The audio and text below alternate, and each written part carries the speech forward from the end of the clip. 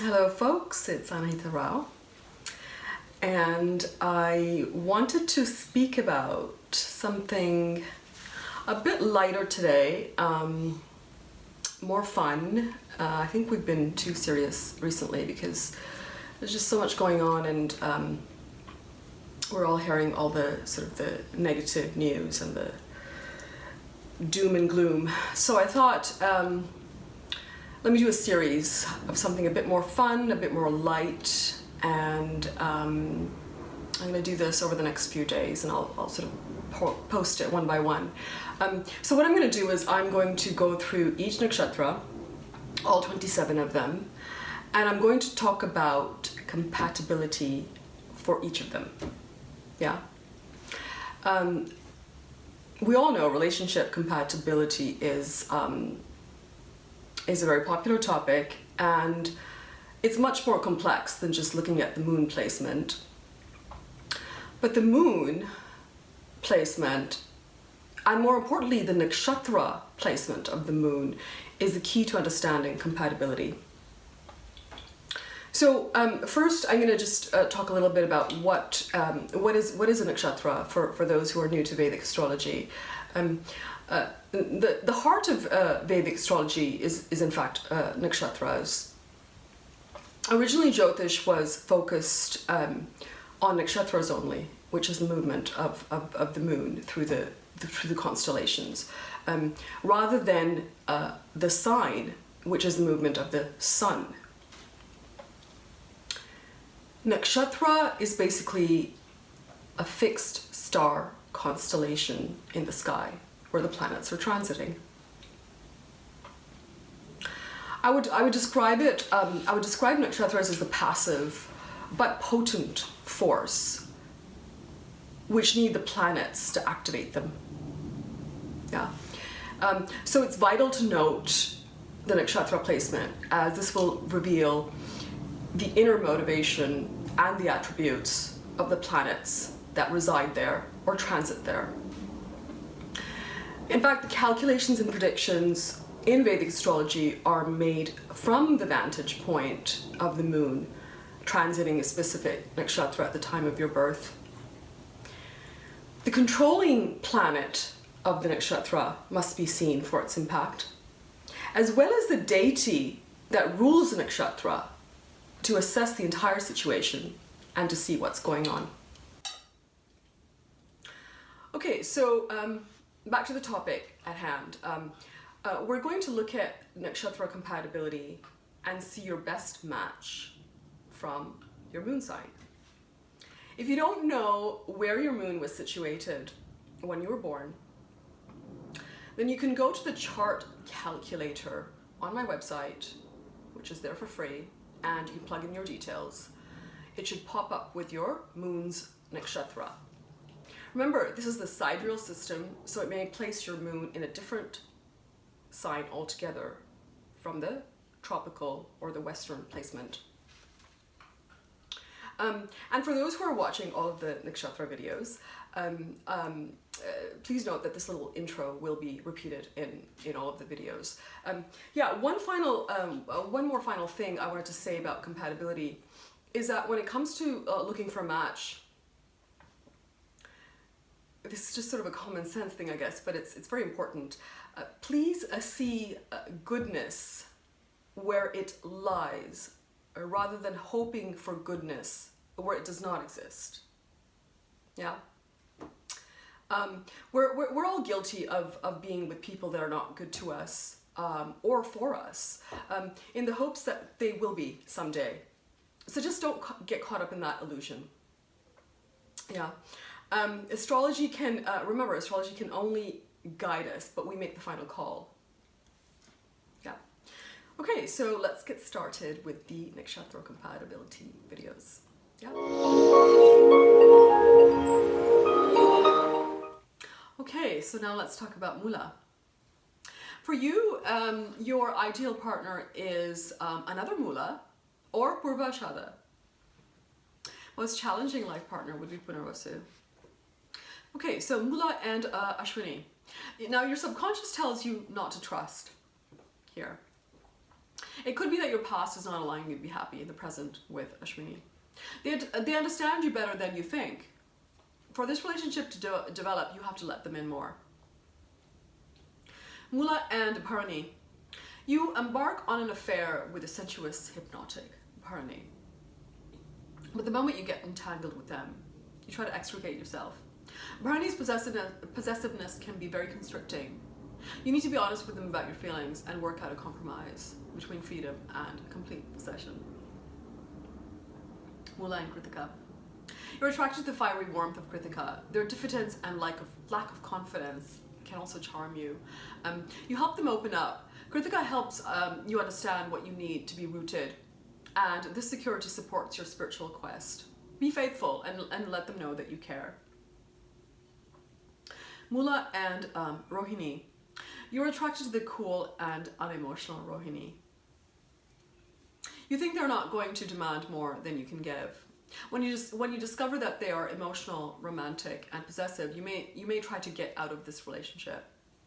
The lack of compatibility between you two suggests that you may not be nice about it either. So be careful there. Mula and Mrigashira.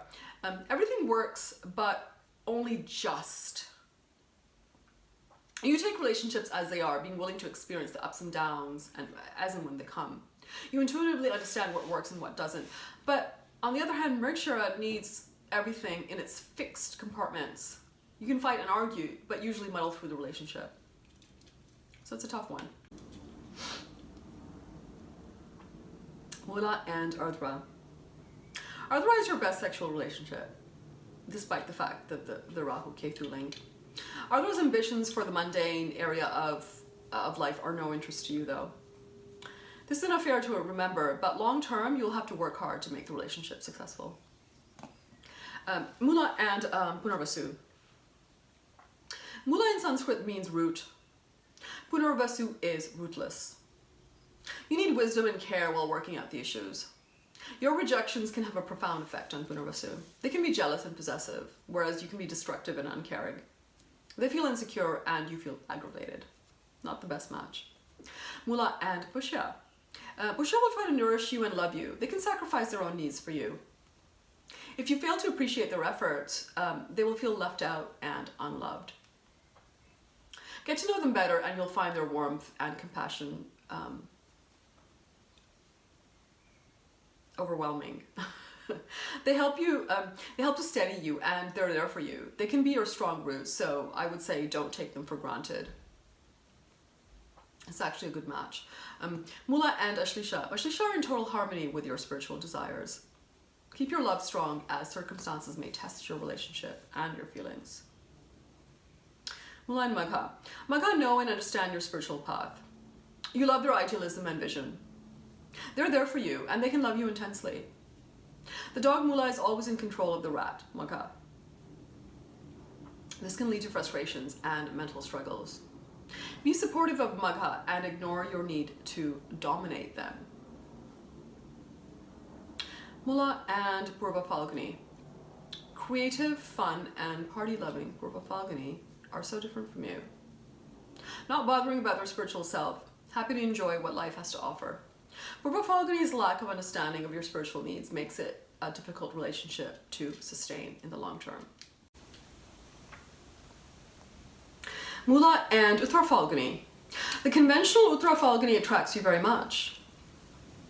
You're drawn to their ordered life and their high-profile, successful careers. You enjoy basking in their warmth and love. However, too much conventionality soon bores you and your soul feels restricted by their love. You can hurt them by suddenly giving up on the relationship. Mula and Hasta. You embark on a relationship with them, thinking that Hasta are worldly wise and can deal with love in a detached way. But you find them full of insecurities, especially about their sexuality, and they need your emotional support. You must be careful that you do not hurt them unnecessarily. It can leave them emotionally scarred. Mula and Chitra. You can love Chitra easily. They fulfill your desire for adventure and thrills. They're also brave and strong. They give you real support as and when you need it. They do not want you to conform to rigid and traditional ideas. Love can be unconventional. Mula and Swati. You know Swati can make you feel complete, yet there's an invisible barrier that you cannot quite overcome. You can also be fearful of loving so completely. What happens to your spiritual life then? If you stop trying to work out the reasons, but then you go with the flow, you'll find love here. Both of you can love each other in a very special way. Okay, Mula and Vishaka. You connect to Vishaka quite strongly. They're wise, they're strong. They too, like you, are restless in relationships. They want to unveil the mysteries of the world, and together you can explore this. And they teach you to turn anger into love. But your relationship endures. It's a loving and emotional one, despite the problems that you will face. So it's a good one. Mula and Anuradha. You don't always appreciate Anuradha's good qualities. Finding them too unrealistic and emotional usually have nothing to offer Anuradha except for a short-term affair. But Anuradha can cling on. The more they want you, the more that you feel that the need to dominate and aggravate them. Mula and Jaisa.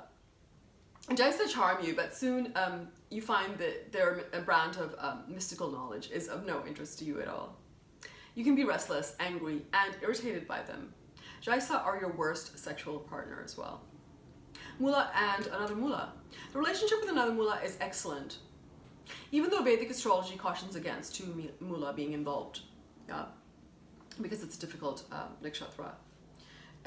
Your similar personalities leave no place for balance if the situation becomes difficult or out of control. If you hit troubled waters, you must seek outside mediators, as you may not be able to judge your problems rationally. Mula and Purvashada. Your love for each other may be expressed in unconventional terms. You may not opt for a committed marriage, but you need each other and can be very happy together. They know how to calm your anger and encourage you to direct it positively. They also help you in your spiritual journey. Mula and Uttarashada. Uttarashada can be icy one minute and aggressive another. Both of you can get involved in proving who is stronger, and therefore your relationship can become a war zone. You need to control your extreme reactions to each other. Mula and Shravan. Shravan are in denial of their emotional nature.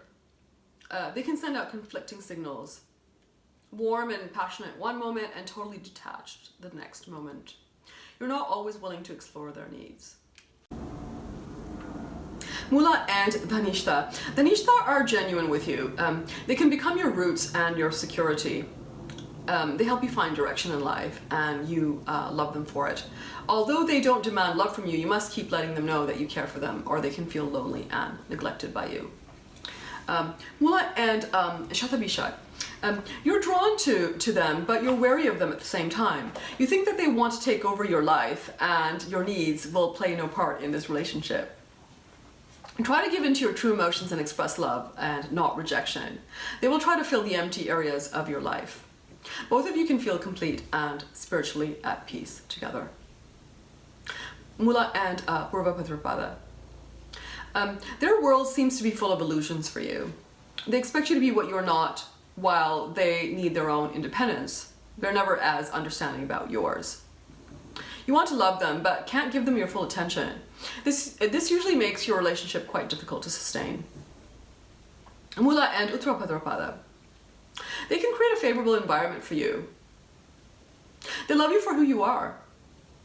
They make you stop and think, and help you to understand the importance of your inner search. You can at times take them for granted. They don't always ask for anything in return. Mula and Revathi. Revathi appear wise and caring. They love you without expecting anything in return. You're usually willing to change for your Revathi love. They understand your inner dilemma, and their instinctive knowledge of your spiritual search calms your inner agitation. So this is a good one. They're strong for you when you need them.